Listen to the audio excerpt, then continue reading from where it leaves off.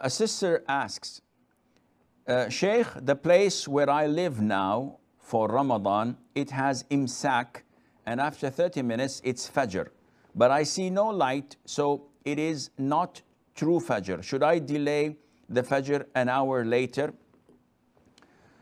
Now, when it comes to the issue of Fajr, which is the break of dawn,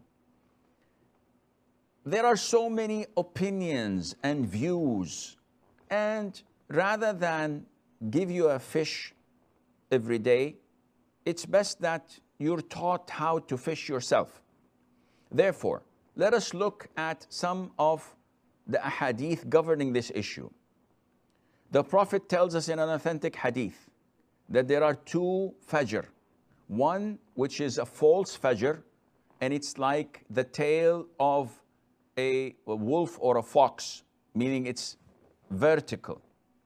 And then comes the true Fajr after a while, which is horizontal and can be seen on the top of the mountains and the hills. It's pitch black. Before Fajr, 40 minutes, 30 minutes, you see this vertical light that comes for few moments and then disappears. This is false Fajr.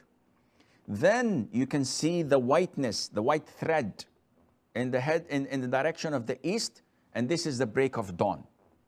So it's not necessarily that the whole world glows, so it would be dawn. It can be simply this thread of whiteness in the direction of the east. Then the Prophet says in another hadith, if the night comes from here and the day goes from there, then it is time to break your fast. Likewise, in the opposite, when to refrain from eating and drinking, when the day comes from here and the night goes there, meaning the break of dawn. And also the hadith of Bilal and Ibn Maktoum. The Prophet told us that there are two adhan for Fajr. One is done by Bilal, and this does not prevent someone from eating and drinking. It's only a reminder so that those asleep can wake up and have their pre-dawn meal. While Ibn Maktoum's adhan is for Fajr, and everyone has to refrain and they can pray Fajr. From these evidences, and also the verse in the Quran that you must eat and drink until you see the white thread from the black thread, which meaning the break of dawn, we know that as an individual, I can eat and drink until I know it is time for the break of dawn. If I can see that visually, I would not pay any attention neither to the adhan of the masjid, nor to the timetable and the calendars. So if I'm living in an open area, in front of me is the desert or the ocean, and I can see it's pitch black, then I can see the white thread, I will refrain.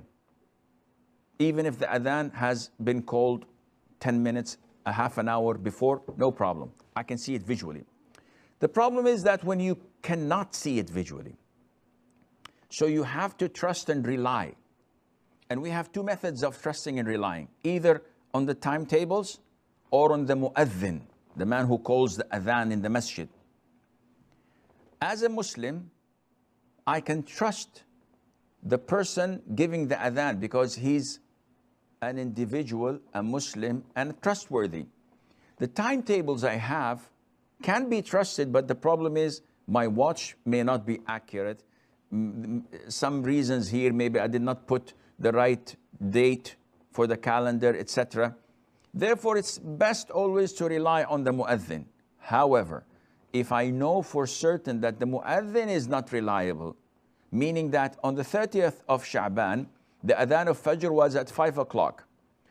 A day later, which is the 1st of Ramadan, he gives the adhan at 4:45. 15 minutes in one single day. Definitely this guy is taking a buffer zone, and I should not pay attention to his call because it's not accurate.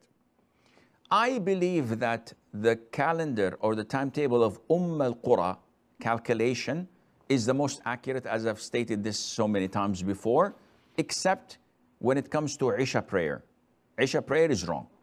But the other four prayers are, inshallah, according to the correct thing. However, the concept of imsak, this is found in Egypt, in Turkey, in Syria, when there was Syria, in Jordan, in other countries.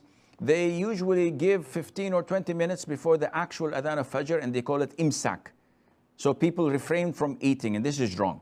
You eat and drink and do not refrain from anything that is halal until the adhan is called.